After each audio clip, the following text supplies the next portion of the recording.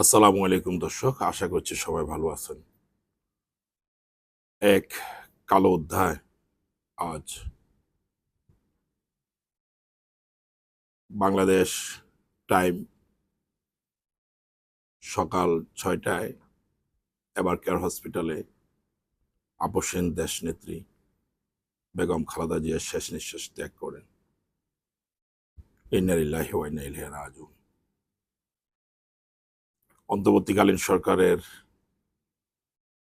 পক্ষ থেকে আগামীকাল রাষ্ট্রীয় ছুটি ঘোষণা করেছেন এবং আগামী 3 দিন রাষ্ট্রীয় শোক দিবস হিসাবে ঘোষণা করেছেন। আগামীকাল বাদ জোহর সংসদ ভবন মাঠে মরহুমার জানাজার নামাজ অনুষ্ঠিত হবে।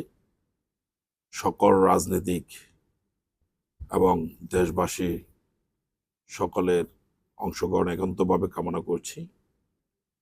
পাশাপাশি আমাদের কাতারে আগামীকাল বিকাল 3 ঘটিকায় বাংলাদেশ MHM স্কুলের মাঠে মরহুমার গায়েবানা জানাজা অনুষ্ঠিত হবে।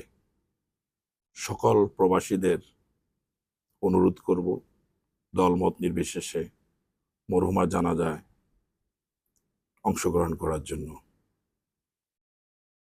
মরহুমার জানাজায় বাংলাদেশ দূতাবাসের মাননীয় রাষ্ট্রদূত জনাব হযরত আলী খান উপস্থিত থাকবেন এবং দূতাবাসের কর্মকর্তা উপস্থিত থাকবেন।